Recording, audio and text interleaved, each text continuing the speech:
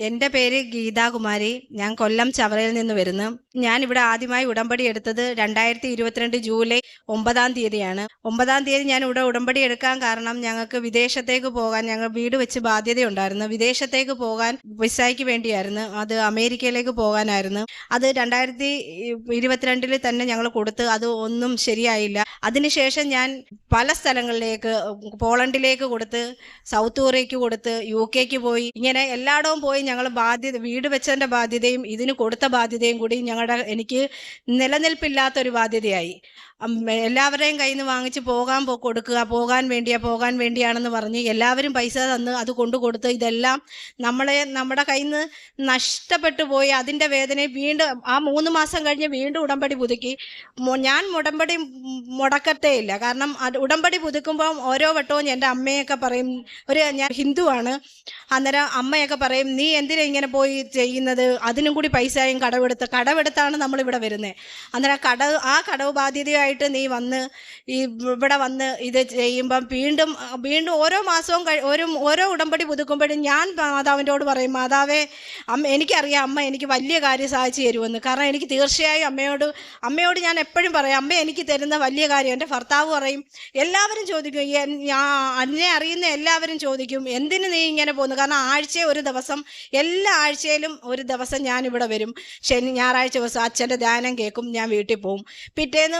പിറ്റേ ആഴ്ചയാകുമ്പോൾ പൈസ കാണത്തില്ല. എവിടുന്ന് ആരെങ്കിലും അന്ന് ശനിയാഴ്ച ഞാൻ പറയും, മാതാവേ, നാളെ വരാൻ എൻ്റെ കയ്യിലില്ല പൈസ കേട്ടോ എന്ന് ഞാൻ മാതാവിനോട് പറയും. എവിടുന്നെങ്കിലും പൈസ കിട്ടും, ഞാൻ ആ പൈസയും കൊണ്ട് ഇവിടെ വരും. ബാക്കി വീട്ടിൽ ഒരു കാര്യം നടന്നില്ലെങ്കിലും ഞാൻ മാതാവിൻ്റെ അടുത്ത് വരും, മാതാവിനെ കാണും, മാതാവിനോട് കരയും, പറയും. ഇവിടെ എന്നെ അറിയാത്ത ആരുമില്ല, കാരണം എല്ലാവർക്കും എന്നെ അറിയാം. ഞാൻ എല്ലാ ആഴ്ചയിലും മുടങ്ങാതെ ഇങ്ങനെ വന്നുകൊണ്ടിരിക്കുന്ന വ്യക്തിയായിരുന്നു.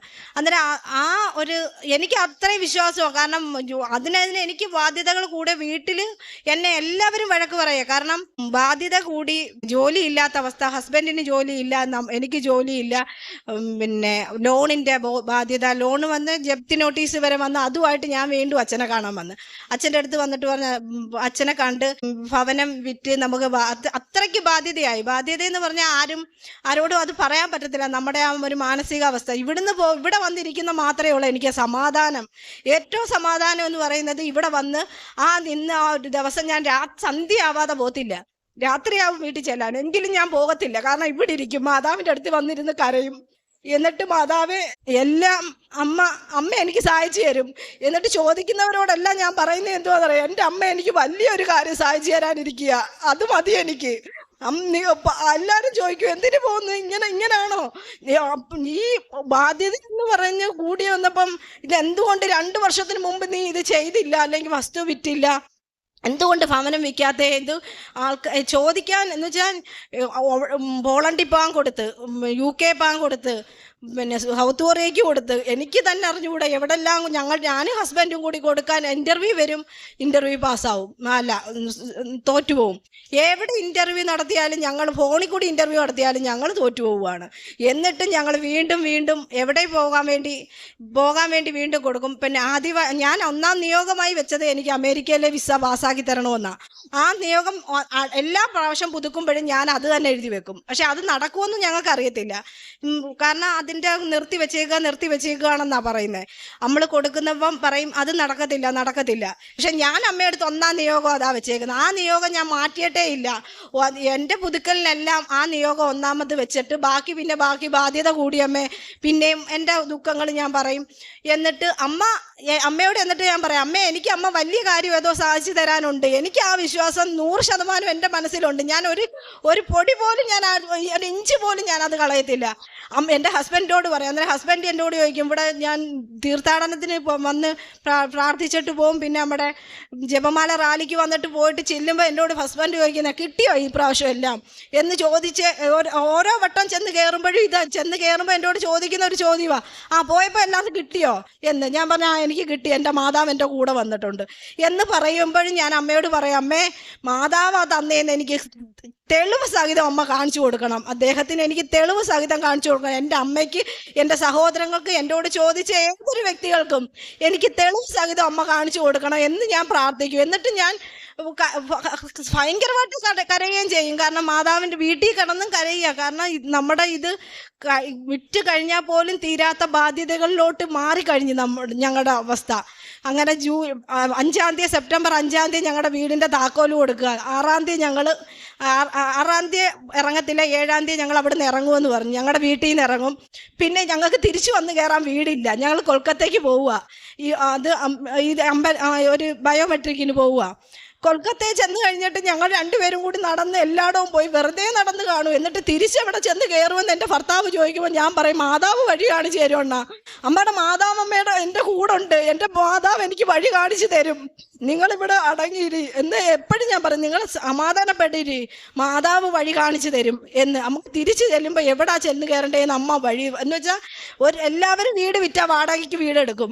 അതൊരു ലോകത്ത് നടക്കുന്നത്. പക്ഷെ ഞാൻ വീട് വിറ്റിട്ട് ഞങ്ങളുടെ സാധനം പോലും ഇറങ്ങിയില്ല. ഞങ്ങൾക്ക് കൊണ്ടുപോകേണ്ടത് മാത്രമായിട്ട് ഞങ്ങൾ അവിടെ നിന്ന് ഇറങ്ങി പോയിട്ട് തിരിച്ചു വരുമ്പോൾ ഞാൻ അവരോട് പറഞ്ഞു, ഞങ്ങൾ വന്നിട്ട് ഇതെല്ലാം മാറ്റിക്കോളാം എന്ന് പറഞ്ഞാണ് അവിടെ നിന്ന് ഇറങ്ങി ഞങ്ങൾ കൊൽക്കത്തയിൽ ചെന്ന് 7-ാം തീയതി രാത്രിയിൽ അവിടെ റൂം എടുത്ത് താമസിച്ച് 8-ാം തീയതി 2:30-ക്കാണ് ഞങ്ങൾക്ക് ബയോമെട്രിക്കിൻ്റെ ടൈം.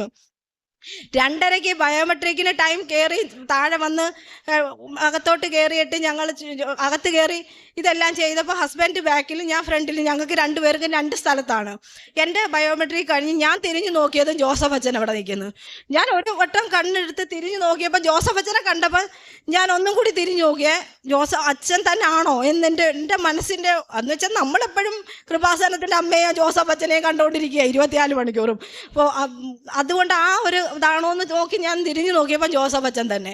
അന്നേരം എനിക്കാണെങ്കിൽ എനിക്ക് കണ്ടതല്ല, എൻ്റെ ഹസ്ബൻഡിനെ കാണിച്ചോളാൻ വയ്യ. അതാണ് എനിക്കുള്ള വിശ്വാസം എന്ന് പറഞ്ഞാൽ ഞാൻ അമ്മയോട് പറഞ്ഞിട്ടുണ്ട്, അമ്മേ എനിക്ക് സെപ്റ്റംബർ 8-ാം തീയതി അമ്മ കഴിഞ്ഞ 2023 ഞാൻ പറഞ്ഞു അമ്മയെടുത്ത്, അമ്മയുടെ ജന്മദിനത്തിൽ എനിക്കൊരു സമ്മാനം അമ്മ തരണേ അമ്മേ എന്ന് ഞാൻ എപ്പോഴും പറയുമായിരുന്നു.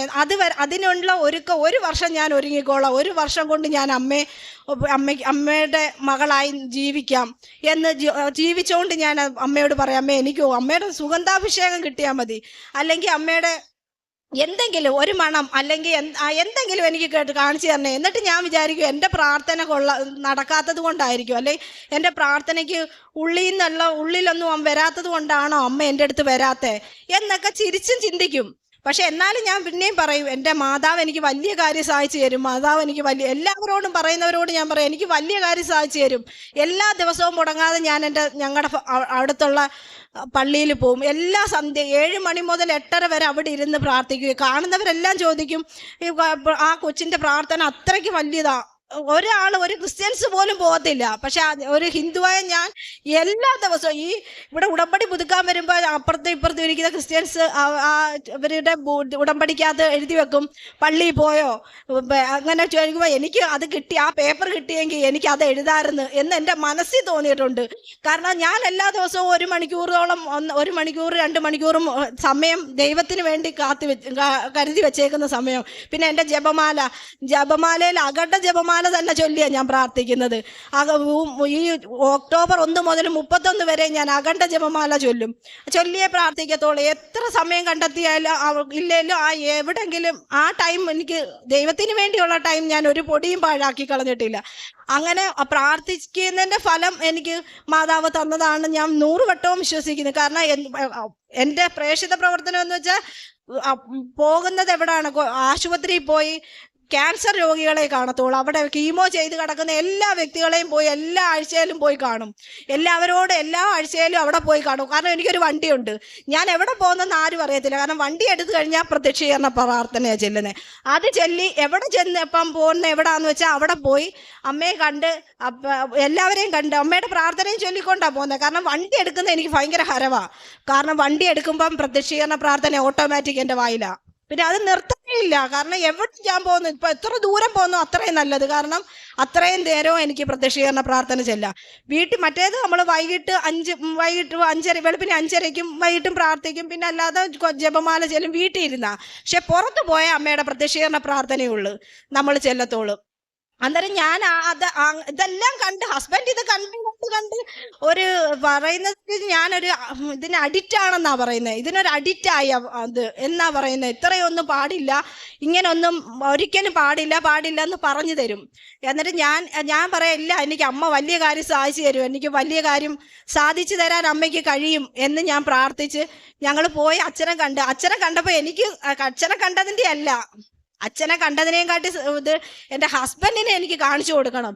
അന്നേരം അച്ഛനങ്ങ് പോവുമല്ലോ എന്ന് താമസിച്ച്, ഹസ്ബൻഡ് അവിടെ നിന്ന് ഇറങ്ങി വരാൻ താമസിച്ച് പെട്ടെന്ന് തന്നെ ഞങ്ങൾ താഴെ ഇറങ്ങി വന്നപ്പോൾ അച്ഛൻ എന്തായാലും അവിടെ നിൽക്കും. ഞാൻ എളുപ്പം പിടിച്ചുകൊണ്ട് വന്നിട്ട് അച്ഛാ ഇത്, അന്നേരം അച്ഛൻ എന്നെ കണ്ടപ്പോൾ ഉടനെ മോളെ നമ്മൾ എവിടെ വെച്ചാ കണ്ടേ? അന്നേരം ഞാൻ പറഞ്ഞു അച്ഛാ നമ്മൾ കൃപാസനത്തിൽ വെച്ചല്ലേ കണ്ടേ എന്ന് ഞാൻ പറഞ്ഞ് അത് മാത്രം ഞങ്ങൾ തമ്മിൽ സംസാരിച്ചോളൂ. അന്നേരം മോൾ എന്നാ പോകുന്നേ? ഞാൻ പറഞ്ഞു ഇൻ്റർവ്യൂ 19-ാം തീയതി അച്ഛാ. അച്ഛൻ ബ്ലസ് ചെയ്തെന്നെ. അത് കഴിഞ്ഞ് എനിക്ക് ബ്ലസ് ചെയ്യുന്നത് അച്ഛനെ ആദ്യമായിട്ടല്ല, ഞാനിവിടെ വന്നിട്ടൊക്കെ എനിക്ക് അച്ഛൻ്റെ ബ്ലസ്സിങ് ഒക്കെ വാങ്ങിക്കുന്നുണ്ട്.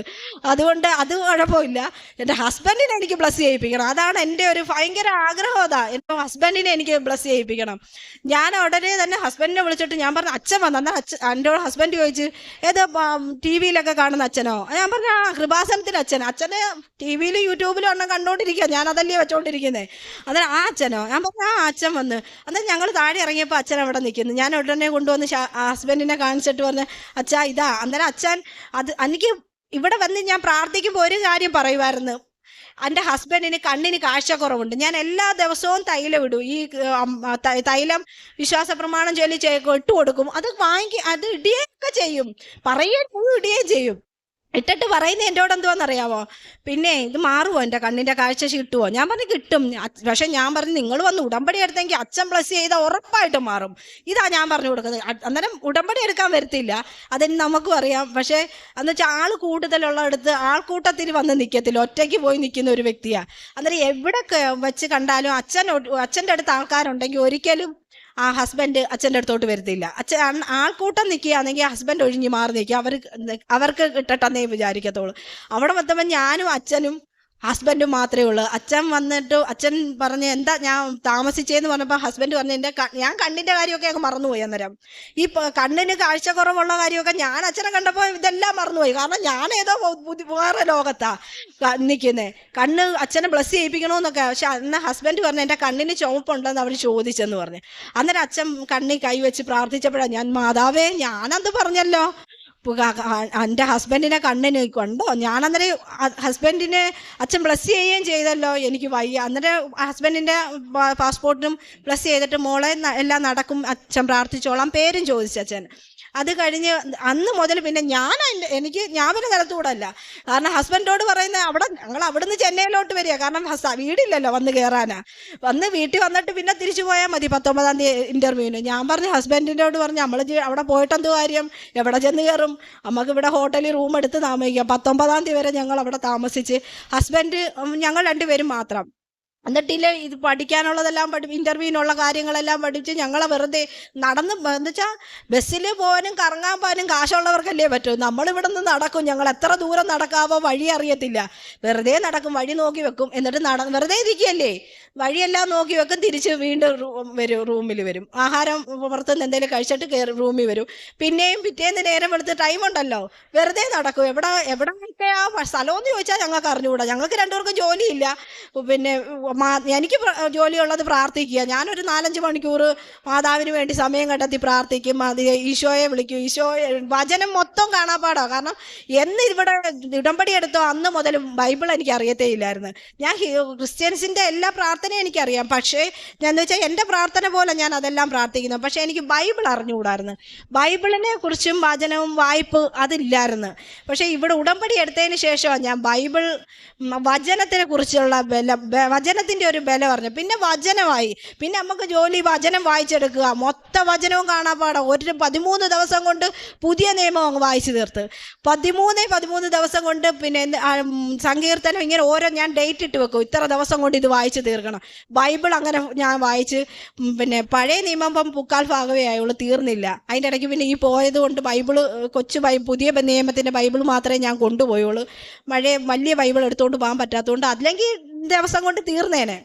അങ്ങനെ ഞങ്ങൾ 19-ാം തീയതി രാവിലെ ഇൻ്റർവ്യൂവാണ്, 8 മണിക്ക് ഇൻ്റർവ്യൂവിന് ചെല്ലണം. ഹസ്ബൻഡാണെങ്കിൽ വിറക്കിയ, കാരണം ഇന്റർവ്യൂ നടത്തുക എന്ന് പറഞ്ഞാൽ എല്ലാവർക്കും അറിയാം, ഇന്റർവ്യൂവിന് പോയിട്ടുള്ളവർക്കറിയാം, ടെൻഷൻ കൊണ്ടാ വയ്യ. ആ ടെൻഷൻ്റെ അടുത്ത് ഞാൻ അണ്ണനോട് പറഞ്ഞ് ഒരു കാര്യമേ ഉള്ളൂ, എനിക്ക് ടെൻഷനില്ല, ഞാൻ തലേന്നൊക്കെ നല്ലോണം കിടന്നുറങ്ങി. കാരണം എനിക്കറിയാം മാതാവ് എൻ്റെ കൂടെ ഉണ്ടെന്ന്. പക്ഷെ ഹസ്ബൻഡ് ഉറങ്ങുന്നേ ഇല്ല, എണീച്ച് കിടക്കുന്നു, വീണ്ടും ഇരിക്കുന്നു, ഇങ്ങനെ നടക്കുക.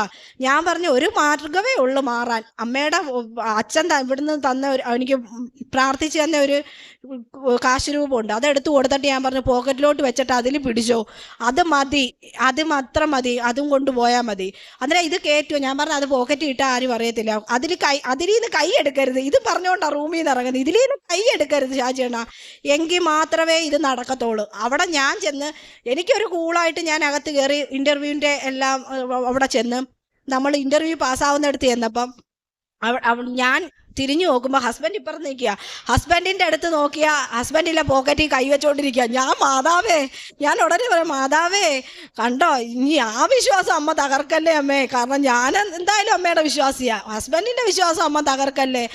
അച്ഛനെ കണ്ടു കഴിഞ്ഞപ്പോഴേ ഹസ്ബൻഡിന് മാതാവ്, ഞാനത് പറഞ്ഞുകൊണ്ടിരിക്കുക, മാതാവ് വന്നെന്ന് ഉറപ്പാക്കിയത് കണ്ടോ എന്ന് ഞാനിങ്ങനെ ചോദിച്ചുകൊണ്ടിരിക്കുമ്പം ഹസ്ബൻഡ് ആ ഒരു ഉള്ളിലിങ്ങനെ ഇരിക്കുക, ഇത് മാതാവ്. ഞാൻ തിരിഞ്ഞ് ഞങ്ങളുടെ ഇൻ്റർവ്യൂ ടൈം ആയപ്പോൾ ഹസ്ബൻഡ് അതിനകത്ത് പിടിച്ചുകൊണ്ടിരിക്കുക. അന്നേരം ഞാൻ പ്രാർത്ഥിച്ചിട്ട് ദൈവത്തെ മഹത്വപ്പെടുത്താൻ എന്നെ ഇടയാക്കണേ എന്ന് പ്രാർത്ഥിച്ചുകൊണ്ടിരിക്കുമ്പോൾ ഇത് നോക്കിയപ്പോൾ ഇതാ. അന്നേരം ഞാൻ പിന്നെ മാതാവേ കണ്ടോ, ഇനി ഇത് തോറ്റുപോയാൽ അദ്ദേഹം എന്തായാലും ചോദിക്കും, കണ്ടോ നീ തന്നിട്ട് പോലും തോറ്റുപോയില്ലയോ എന്നുള്ള ഒരു പേടി കൊണ്ട് ഞാൻ മാതാവേ അമ്മ കാണുന്നുണ്ടല്ലോ, എന്നെയല്ല വിശ്വാസി വേണ്ട, ഞാൻ വിശ്വാസിയാണല്ലോ, അമ്മ എൻ്റെ ഭർത്താവിനെയും കൂടി വിശ്വാസത്തിലേക്ക് എടുക്കണേ എന്ന് പ്രാർത്ഥിച്ചിട്ട് ഞങ്ങൾ പോയി. ഇൻ്റർവ്യൂ ഞങ്ങൾ പാസ്സായി തിരിച്ചു വന്ന്. ഇപ്പോൾ ഇറങ്ങി ഞങ്ങൾ പുറത്തിറങ്ങി ഒന്നും രണ്ടുപേരും പരസ്പരം മിണ്ടാതെ ഇറങ്ങി വന്ന് നിന്നിട്ട് ഞാൻ പറഞ്ഞു, കണ്ടോ ഞാൻ പറഞ്ഞില്ലേ മാതാവുണ്ടെന്ന്. അന്നേരം എന്നോട് പറഞ്ഞു ആ മാതാവുണ്ട്, സത്യവാ എന്ന് ഷാജിയണ്ണൻ എന്നോട് പറഞ്ഞപ്പോൾ ഞാൻ പറഞ്ഞു, കണ്ടോ എനിക്കറിയായിരുന്നു. ഞാൻ പറഞ്ഞു എനിക്കറിയായിരുന്നു നിങ്ങൾ ഇവിടെ വരുമ്പോൾ ഇവിടെ വന്നാൽ റോഡിൽ നിൽക്കത്തതേ ഉള്ളൂ, അകത്തോട്ട് കയറി വരത്തില്ല. ഞാൻ എന്നിട്ട് പറയും മാതാവേ അകത്തോട്ട് വരുന്നില്ല, കണ്ടോ അവിടെ നിൽക്കത്തേ ഉള്ളൂ. പക്ഷെ പ്രാർത്ഥിക്കുക, എന്നോട് പറയും ഞാൻ നമ്മുടെ ദുഃഖങ്ങളെല്ലാം ഞാൻ അമ്മയോട് പറഞ്ഞിട്ടുണ്ടടി എന്ന് എന്നോട് പറയും. പക്ഷെ ഞാൻ പറയും എന്നാലും അണ്ണൻ അകത്ത് വരാത്ത എന്താ എന്ന് ഞാൻ ചോദിക്കുമായിരുന്നു. അന്നേരം പറഞ്ഞ് അത് തിരക്ക് കൂടുതലല്ലേ, എല്ലാവരും തിരക്കുള്ളവർ കയറി കാണട്ടെ, ഞാൻ ഒറ്റയ്ക്ക് കണ്ടോളാം, ഞാൻ പ്രാർത്ഥിച്ചിട്ടുണ്ട്, ഞാൻ മനസ്സുകൊണ്ട് പ്രാർത്ഥിച്ചിട്ടുണ്ട് ഇത് പറഞ്ഞു. പക്ഷേ അത് കഴിഞ്ഞ് ഞങ്ങൾ ആ വഴി അങ്ങ് വേളാങ്കണ്ണിക്ക് പോയി. വേളാങ്കണ്ണി ചെന്ന് കഴിഞ്ഞാൽ വേളാങ്കണ്ണിയിലെ കാര്യം പോയവർക്കറിയാം, അവിടുന്ന് മുട്ടുകാല എഴയുന്ന ഒരു സംഭവമുണ്ട്. എനിക്ക് മാതാവിനറിയാം ഞാൻ പ്രാർത്ഥനയൊക്കെയാണ്, പക്ഷേ എൻ്റെ ദേഹം നോവുന്ന കാര്യം എനിക്ക് പാടാ. ഞാൻ ഇച്ചിരി സ്റ്റാർട്ടിങ് ഞാൻ അങ്ങോട്ട് കുറച്ചെഴഞ്ഞപ്പോഴത്തേക്ക് എൻ്റെ മുട്ടിന് എനിക്ക് വയ്യ, എനിക്ക് വേദന.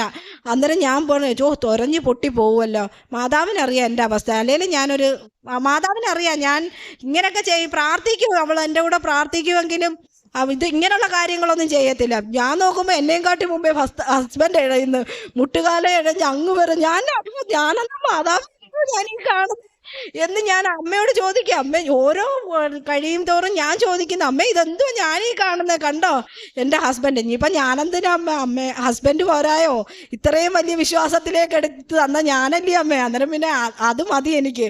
ഹസ്ബൻഡ് ആണെങ്കിൽ അത് മൊത്തം ഒഴിപ്പിച്ച് അവിടെ പ്രാർത്ഥിച്ച് അവിടെ എല്ലാം കയറി അത് ഓരോ എന്ന് വെച്ചാൽ ഇത് കഴിഞ്ഞപ്പോഴത്തേക്ക് ഹസ്ബൻഡിന് ഭയങ്കര സന്തോഷമായി. കാരണം ഞാൻ കൃപാസനത്തിൽ എന്നിട്ട് അപ്പോഴും വിളിച്ച് വരാൻ പറ്റാഞ്ഞതുകൊണ്ട് നാളെ ഞങ്ങൾ പോകുന്ന വഴിക്ക് ഇവിടെ കയറി പ്രാർത്ഥിച്ച് ഹസ്ബൻഡും കൂടി വന്ന് പ്രാർത്ഥിച്ചിട്ടേ പോകത്തുള്ളൂ. വേറൊരു കാര്യം ഉള്ളതുകൊണ്ട്, അല്ലെങ്കിൽ ഹസ്ബൻഡും കൂടി വന്നേനെ. അന്നേരം എന്നോട് പറയുന്നത് നീ പറഞ്ഞില്ലയോ, സാക്ഷ്യം പറഞ്ഞില്ലയോ എന്ന് ചോദിച്ചുകൊണ്ടിരിക്കുക. ഞാൻ പറഞ്ഞില്ല, പറയാൻ കയറുന്നതേ ഉള്ളെന്ന്. അന്നേരം അത്രയ്ക്കെന്ന് വെച്ചാൽ ഒരു കാര്യം ഞാൻ എല്ലാവരോടും പറയുന്നത്, മാതാവ് കാര്യം സാധിച്ചു തരുന്നില്ല, നമ്മൾ എഴുതിയ ഒരു കാര്യം അമ്മ സാധിച്ചു തരുന്നില്ല എങ്കിൽ ഓർത്തോ നിങ്ങൾക്ക് വലിയൊരു കാര്യം സാധിച്ചു തരാനിരിക്കുക. ഏറ്റവും വലുത് 3 മാസം കൊണ്ട് നടക്കുന്ന ഒരു കാര്യമല്ല, വർഷങ്ങൾ. കാരണം ഇന്ന് എനിക്ക് ഉടമ്പടി എടുക്കണ്ട അമ്മയെടുത്ത്, ഉടമ്പടി എടുത്ത് ഞാൻ ഉടമ്പടിയിലാണ് ജീവിക്കുന്നത്. ഇനി ഞാൻ മരണം വരെ ഉടമ്പടിയിലായിരിക്കും. എനിക്ക് ഇനി ഉടമ്പടി പുതുക്കേണ്ട കാര്യമില്ല, കാരണം പുതുക്കുന്നത് അത് തെറ്റിക്കുന്നവർക്കാ. 6 കാര്യം അമ്മയോട് പറഞ്ഞ 6 കാര്യവും തെറ്റിക്കുന്നവർ മാത്രം ഉടമ്പടി പിന്നെയും പുതുക്കിയ ഞാൻ ഉടമ്പടിയിലാണല്ലോ. പക്ഷെ എന്നെ സംബന്ധിച്ചിടത്തോളം ഞാൻ ഉടമ്പടിയിലാണ്. എൻ്റെ അമ്മയുടെ ചെയ്ത 6 കാര്യം ഞാൻ തെറ്റിക്കത്തില്ല. കാരണം അമ്മയായിട്ട് അത്രയ്ക്ക് ഒരു ആത്മബന്ധം. അമ്മയോട് അടുക്കും തോറും 3 മാസം കൊണ്ടൊന്നും അല്ല, 3 മാസം നമുക്ക് കാര്യം സാധിച്ചു തരുന്ന ചെറിയ കാര്യങ്ങളാണ്. നമുക്ക് വലിയ കാര്യം സാധിച്ചു തരാറുണ്ടെങ്കിൽ അമ്മ കാലതാമസം എടുക്കും. കാരണം നമ്മളെ അത്രയും ഒരു വലിയ കാര്യത്തിന് വേണ്ടി അമ്മ നമ്മളെയും അതേ കണക്കാക്കി എടുക്കും, ആ മകളാക്കി വളർത്തിയെടുക്കും. അത് തീർച്ചയായിട്ടും 100% ഉറപ്പാണ്. അതുകൊണ്ട് ധൈര്യമായിട്ട് ഇപ്പോൾ ഉടമ്പടി എടുത്ത എത്രയോ ലക്ഷക്കണക്കിന് ആൾക്കാരാണ് ഉടമ്പടി എടുത്തതെന്ന് എനിക്കറിയാം. കാരണം ഞാൻ തന്നെ ഈ ഉടമ്പടി 3 മാസം കഴിഞ്ഞിടം മുതൽ ഞാൻ കൊണ്ടുവരുന്ന ആൾക്കാർ ശരിക്കുണ്ട്. ഞാൻ ചെന്നിട്ട് ഉടമ്പടി എടുക്കുമ്പോൾ ഞാൻ അവരോട് പറയും, ആദ്യമേ അവർക്ക് അങ്ങ് പ്രത്യക്ഷീകരണ പ്രാർത്ഥന ഇട്ട് കൊടുക്കും. അവർ പ്രാർത്ഥിച്ച് 15-ാം ദിവസം അവരെന്നെ വിളിച്ചിട്ട് പറയും, ബാ നമുക്ക് പോയി ഉടമ്പടി എടുക്കാമെന്ന്. അങ്ങനെ, കാരണം ഞാനല്ലാതെ ഒരാളെയും ഉടമ്പടി എടുക്കാൻ വാ എന്നും പറഞ്ഞല്ല. കാരണം ഹിന്ദു ആയതുകൊണ്ട് ഞാൻ ഒരാളെയും അങ്ങനെ വിളിക്കത്തില്ല. കാരണം അവർ എങ്ങനെ ചിന്തിക്കുമെന്ന് എനിക്കറിയത്തില്ല അവർ. പക്ഷെ അവരുടെ ദുഃഖം എന്നോട് പറഞ്ഞാൽ, അവർ കൃപാസനത്തെ പറ്റി അറിയത്തില്ല എങ്കിൽ അവരോട് ഞാൻ വന്ന് പറയും. അവരോട് പറയുന്നത് എന്തോന്നറിയാം, വാട്സാപ്പിൽ മെസ്സേജ് ഇങ്ങോട്ട് ഹായ് ഇട്, ഞാൻ ഉടമ്പടി പ്രാർത്ഥന അയച്ചു തരാവുന്ന. ഉടമ്പടി പ്രാർത്ഥന കൊടുക്കും 15. ഞാൻ എന്നിട്ട് അമ്മയോട് പറയും, അമ്മേ 15-ൻ്റെ അന്ന് ഞാൻ വരും അങ്ങോട്ട് കേട്ടോ. കാരണം ഒരാളെ ഞാൻ കൊടുത്തിട്ടുണ്ട്, അയാളിപ്പോൾ എന്നെ വിളിക്കും വരാൻ. 15-ൻ്റെ അന്ന് അവരെയും കൊണ്ടുവന്ന് ഞാൻ ഇവിടെ ഉടമ്പടി എടുത്തിട്ട് അങ്ങനെ എടുത്ത വ്യക്തികൾ തോനെയുണ്ട്. കാരണം ഞാൻ ഒരിക്കലും വന്ന് ഉടമ്പടി എടുക്കെന്നും പറഞ്ഞ് ഒരാളെയും വിളിച്ചിട്ടില്ല. അവരുടെ ആ വിശ്വാസത്തിൽ അവർ പ്രാർത്ഥിച്ച് ആ വിശ്വാസത്തിൽ അവർ ഉടമ്പടി എടുത്തിട്ടുള്ളത്. ഞാനത് ആകെ എൻ്റെ ഒരു ജോലി പ്രത്യക്ഷീകരണ പ്രാർത്ഥന ഫോർവേഡ് ചെയ്ത് കൊടുക്കുക, അയച്ചു കൊടുക്കുക എന്ന് മാത്രമേ ഉള്ളൂ. അവർ തന്നെ തിരിച്ചു വരും. അത് കണക്കാണ് അച്ഛൻ അന്ന് 1-ാം തീയതി ധ്യാന പ്രസംഗത്തിൽ ഞങ്ങളുടെ കൊൽക്കത്തയിൽ വെച്ച് അച്ഛൻ സ്വപ്നം കണ്ട കാര്യം പറഞ്ഞപ്പോൾ ഞാൻ പറഞ്ഞ ഹസ്ബൻഡിനോട്, അണ്ണാ കണ്ടോ, ഞാൻ വന്ന് സാക്ഷ്യം പറയാത്തത് അച്ഛൻ ഇങ്ങനെ നോക്കിക്കൊണ്ടിരിക്കുക, ഏതോ ഒരു വലിയ സാക്ഷ്യം പറയാനുണ്ട്, അത് ഞങ്ങളുടെ സാക്ഷ്യമാണ്. കാരണം ഞാനത് പറഞ്ഞു. കാരണം എനിക്ക് ആ ഒരു മനോധൈര്യം, ഞങ്ങൾക്ക് ആ ഇൻ്റർവ്യൂ പാസ്സാകാനുള്ള മനോധൈര്യം കിട്ടിയത് അച്ഛനെ അവിടെ വെച്ച് കണ്ടതുകൊണ്ടാണ്. അല്ലെങ്കിൽ ഒരിക്കലും, കാരണം ഫോണിൽ കൂടി വിളിക്കുന്ന ഇൻ്റർവ്യൂ വരെ ഞങ്ങൾ തോറ്റതാണ്. ഞങ്ങൾ രണ്ടുപേരും വിറയ്ക്കും. ചോദ്യം ചോദിക്കുമ്പോൾ ഞാനും അണ്ണനും അങ്ങോട്ട്, കാരണം എല്ലാം പഠിച്ചു വെച്ചതായിരിക്കും. പക്ഷേ ആ സമയത്ത് ഞങ്ങൾക്ക് മനസ്സിൽ ഒന്നും ഓർമ്മ വരത്തില്ല. ഒരു പൊടി പോലും ഓർത്ത് വരത്തില്ല. കാരണം അത്രയ്ക്ക് ഞാൻ അന്നേരം പറയും, എന്തിനാ നമ്മളിങ്ങനെ പഠിക്കുന്നത്, ഇതിനൊന്നും കളയാതെ 2 പേരും കൂടി ദുബായിൽ വല്ലതും പോയി ജീവിക്കാം, ഇതേ നടക്കത്തുള്ളൂ. കാരണം വസ്തുവും വിറ്റ് കടവും കയറി നാട്ടുകാർക്ക് ഇത്രയും കാശും കൊടുക്കാനുണ്ട്. എന്നാ നല്ല ആൾക്കാരാ നമുക്ക് തന്നവർ. അവരാണെങ്കിൽ വരുന്നുണ്ട്, അവർക്ക് സ്വന്തമായി പൈസ തന്നവരല്ല, എന്തായാലും അധ്വാനിച്ച വകയല്ലേ, ആരെങ്കിലും വേണ്ടാന്ന് വെക്കുമോ. അവർ വന്ന് പറയും. പക്ഷെ എന്നിട്ട് തിരിച്ചു പോകുമ്പോൾ എന്നോട് പറയും, മോക്ക് നല്ലത് പരിപാടി എന്ന് പറഞ്ഞ് എല്ലാ വ്യക്തികളും തിരിച്ചു പോയിട്ടുള്ളൂ. എന്നിട്ട് ഹസ്ബൻഡ് പറയും, വരുന്നത് ദേഷ്യത്തില്ല, പക്ഷെ നിന്നെ കാണുമ്പോൾ പിന്നെ ഇതെല്ലാം മറിഞ്ഞ് ദൈവത്തിൻ്റെ കാര്യവും പറഞ്ഞുകൊണ്ടാണ്. അന്നേരം ഞാൻ പറയാം, അത് അമ്മ മാതാവാ അണ്ണാ, ഇതെല്ലാം നമുക്ക് കാരണം വഴക്കിട്ട് അടിക്കാൻ വരുന്ന കണക്കാണ് വരുന്നത്. വന്നിട്ട് തിരിച്ചു പോകുന്നത് വന്ന് കയറി വീട്ടിൽ ഇരുന്ന് ചോദിക്കുമ്പോൾ ഞാൻ പറയും, ഇങ്ങനെ ഒന്നും നടന്നില്ല, ഇങ്ങനെ കൊടുത്ത്. എന്നിട്ട് ചോദിക്കുന്നവരുണ്ട്, എന്തിനും ഇങ്ങനെയൊക്കെ കൊടുത്ത്, നിങ്ങൾക്ക് റേഷൻ കടയിൽ ജോലി ചെയ്യാം, ഞാൻ റേഷൻ കട പോരായിരുന്നോ ഹസ്ബൻഡിന് വേണ്ടി, അതുകൊണ്ട് ചെയ്താൽ പോരെ. അത് ചോദിച്ചാൽ ഞങ്ങൾ ചെയ്തു പോയി, ഞങ്ങൾക്ക് വന്നുപോയി എന്നേ ഞാൻ എപ്പോഴും അത് പറയത്തുള്ളൂ. പിന്നെ പക്ഷേ അത് വന്നതുകൊണ്ട് മാത്രം മാതാവിനെ ഞാൻ ഒരിക്കലും മുടങ്ങാതെ 3-ാം മാസം എന്നിട്ട് നടക്കാത്തപ്പോൾ ഇപ്പം 2 വർഷം കൊണ്ട് നമുക്ക് നടക്കില്ലല്ലോ ഒന്നും. എന്നിട്ട് ഞാൻ മാതാവിനോട് പറയും, മാതാവേ ഇനിയും ഞാൻ പുതുക്കാനൊന്നും വരുത്തിയില്ല, ഇതോടെ നിർത്തിയാണേ എന്ന് പറഞ്ഞിട്ടാ എല്ലാ ട്രിപ്പും ഇവിടുന്ന് പോകുന്നത്. മാസത്തിലല്ല, എല്ലാ ആഴ്ചയിലും വരുമ്പോഴെല്ലാം പറഞ്ഞിട്ടാ പോകുന്നത്. ഈ പ്രാവശ്യത്തോടെ പുതുക്ക് നിർത്തി കേട്ടോ എന്ന് പറഞ്ഞിട്ടാ പോകുന്നത്. എന്നിട്ട് ഡേറ്റ് നോക്കും, 5-ാം തീയതി പുതുക്കേണ്ട ഡേറ്റ് 4-ാം തീയതി. ഷാജിയണ്ണ ഇന്ന് 4-ാം തീയതി നമുക്ക് ഞാനേ കൃപാസനത്തിൽ പുതുക്കാൻ പോവാം. എന്നിട്ട് അണ്ണൻ ചോദിക്കും, നീ നിർത്തിയെന്ന് പറഞ്ഞോ? ഞാൻ പറഞ്ഞു, അതൊക്കെ എങ്ങനെ പറയും, അത് മാതാവിനോട് പറയുന്നതാ. പക്ഷേ മാതാവിനറിയാം ഞാൻ അവിടെ ചെല്ലുമെന്ന്. ഞാൻ വന്ന ആ ഡേറ്റിന് തന്നെ പുതുക്കി ഒരു വട്ടം പോലും ഞാൻ മുടങ്ങാതെ. ഞാൻ വരുമ്പോൾ ഞങ്ങളുടെ നാട്ടുകാരെല്ലാം മിക്കവാറും ഇവിടെ കാണും. അവർ ചോദിക്കും, ഗീത കൃപാസനത്തിൽ തന്നെ ആണോ എന്നാ എന്നോട് ചോദിക്കുന്നത്. ഞാൻ വെച്ചാൽ ആര് വന്നാലും എന്നെ കാണും, ഞാനിവിടെ തന്നെ ഉണ്ട്. എപ്പോൾ വന്നാലും ഞാനിവിടെ തന്നെ ഉണ്ട്. രാവിലെ വന്നിരുന്ന ചില ദിവസങ്ങളിൽ ഞാൻ എന്നുവെച്ചാൽ ബസ് കിട്ടി വന്ന് ഇരുന്നാൽ ഞാൻ സന്ധ്യ ആവാതെ ഇവിടെ നിന്ന് ഇറങ്ങത്തില്ല. കാരണം ഇവിടെ ഇരിക്കുന്നതാണ് എനിക്ക് സന്തോഷം. വീട്ടിൽ ചെന്ന് കഴിഞ്ഞാൽ എൻ്റെ വേദനകളുടെ ഇതല്ലയോ. പിന്നെ പ്രാർത്ഥിക്കും ഞാൻ. പ്രാർത്ഥന എന്ന് പറഞ്ഞാൽ അത് പറയാൻ പറ്റത്തില്ല. അത് ഞാൻ മാതാവിനോടുള്ള ചെയ്തോയ ഉടമ്പടിക്കകത്ത് ഞാൻ ചെയ്ത ഒരു കാര്യമാണ്. മാതാവേ, ഞാൻ ഒരു അമ്മയ്ക്ക് വേണ്ടി ഞാൻ അമ്മയും പിന്നെ ഈശോയോടും എനിക്ക് അത്ര അടുപ്പമായിരുന്നു.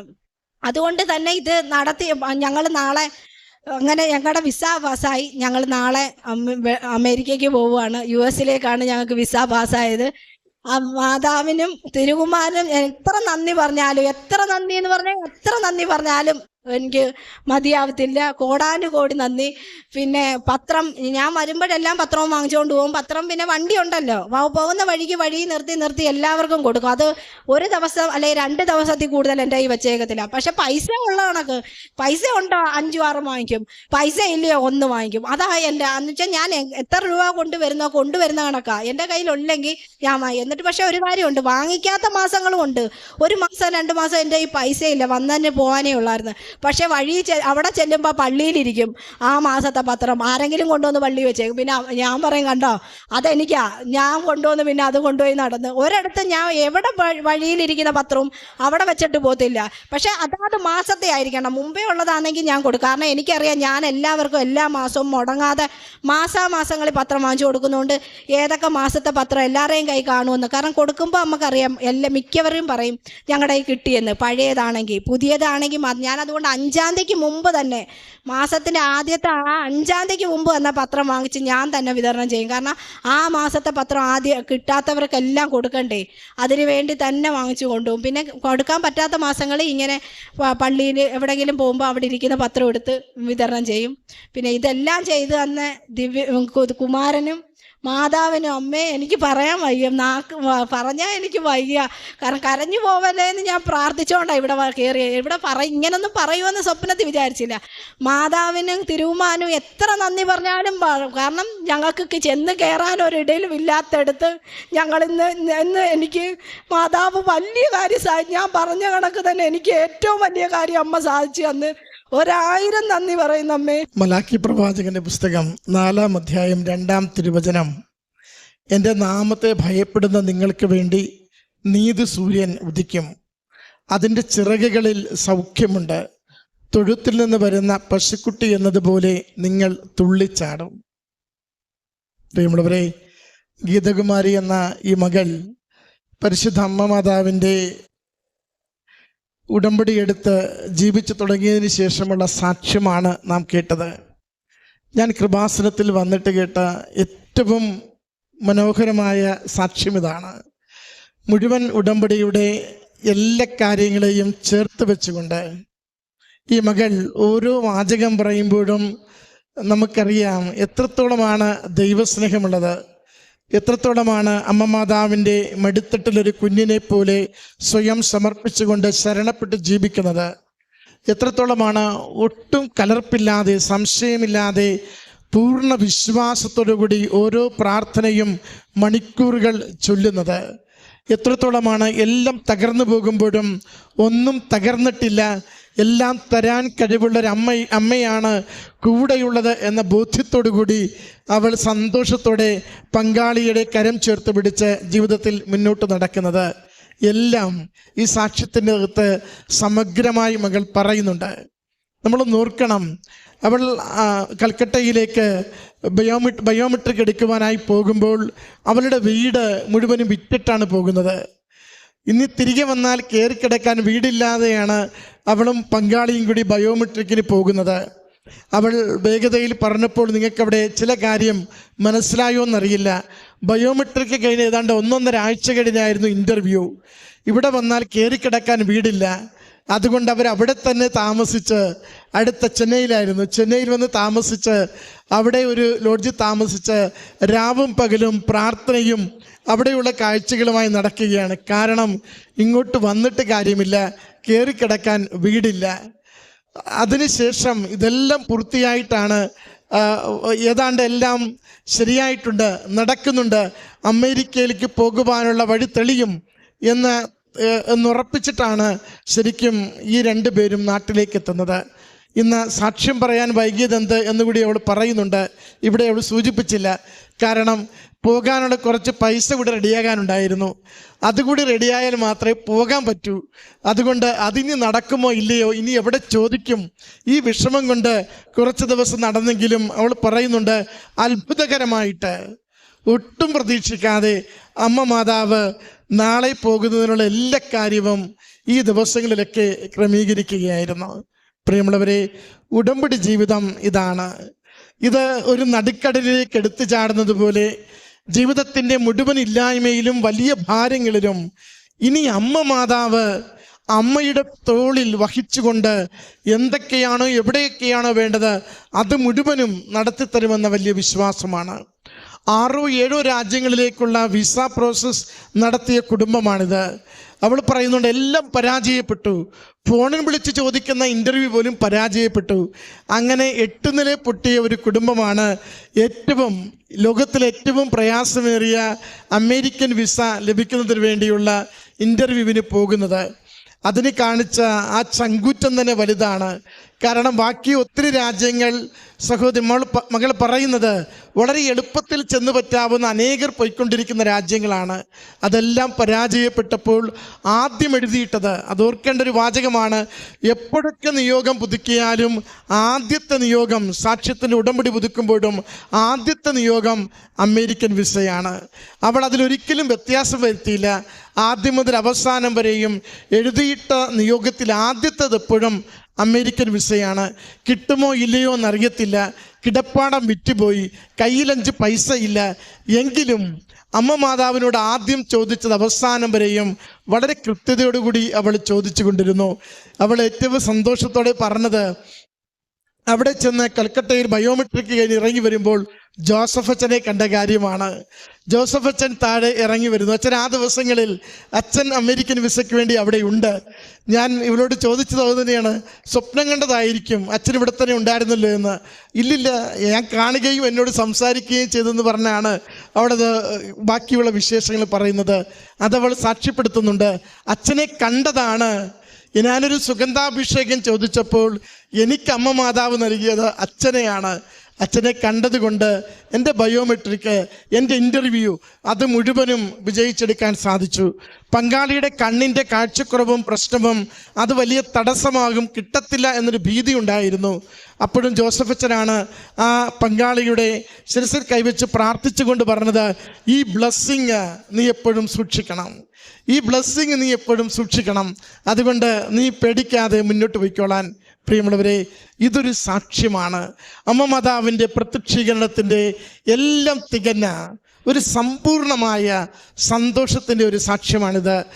ഇത്രയും നല്ലൊരു അനുഗ്രഹം ഈ കുടുംബത്തിന് നൽകിയ അമ്മ മാതാവിനും തിരുക്കുമാരനും നന്ദി പറഞ്ഞുകൊണ്ട് കരഘോഷത്തോടു കൂടി നമുക്ക് ഈ സാക്ഷ്യം സമർപ്പിക്കാം.